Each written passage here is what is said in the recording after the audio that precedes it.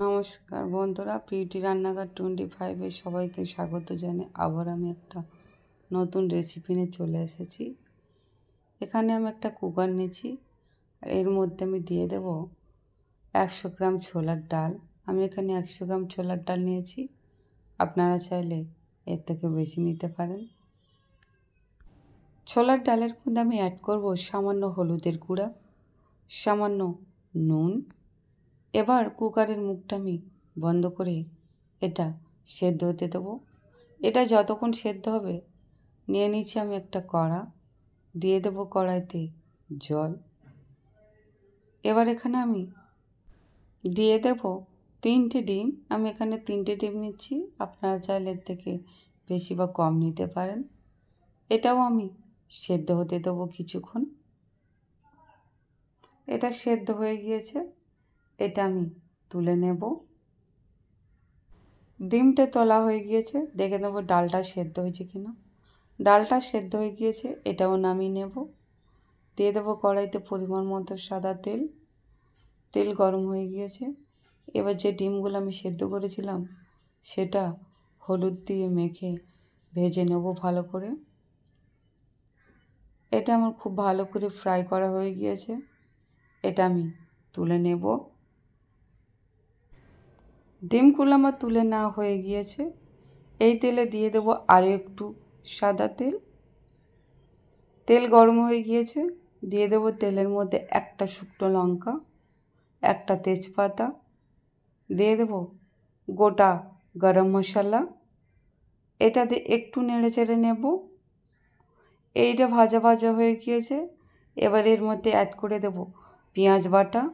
এখানে আমি একটা পেঁয়াজ বেটে নিয়েছি। দিয়ে দেব রসুন বাটা, দিয়ে দেব আদা বাটা, দিয়ে আবারও আমি খুব ভালো করে কষিয়ে নেব। এর মধ্যে আমি অ্যাড করে দেব পরিমাণ মতো লঙ্কা গুঁড়ো, পরিমাণ মতো হলুদের গুঁড়ো। এই সব উপকরণ আমি খুব ভালো করে আবারও একটু কষিয়ে নেব। এবার আমি এর মধ্যে অ্যাড করে দেব ধনের গুঁড়ো, সামান্য সামান্য জিরার গুঁড়ো, দিয়ে আবার আমি খুব ভালো করে কষিয়ে নেব। এটা খুব ভালো করে কষানো হয়ে গেলে এর মধ্যে আমি অ্যাড করে দেব যে ডালটা আমি সেদ্ধ করে রেখেছিলাম সেটা। ডালটা আমার অ্যাড করা হয়ে গিয়েছে, এটা একটু আমি হালকা করে নেড়ে দেব, আর দিয়ে একটু সামান্য জল দিয়ে দেব। ডালটা ফুটছে, এবার যে ডিমগুলো সেদ্ধ করে ভেজে রেখেছিলাম সেগুলো এর মধ্যে অ্যাড করে দেব। এটা অ্যাড করে আমি আরও 2 মিনিট হতে দেবো। যেহেতু ডালে আমি নুন দিয়েছি, তাই এখানে আমি আর নুন দেব না। দিয়ে দেব স্বাদ মতো চিনি। চিনিটা দিলে এর স্বাদটা একটু বেশি হবে। দিয়ে দেব সামান্য ঘি। এবারের মধ্যে আমি অ্যাড করে দেব 2টা চেরা কাঁচা লঙ্কা। এটা দিয়ে আমি আরও কিছুক্ষণ হতে দেব। আমার ডিম দিয়ে ছোলার ডাল রেডি।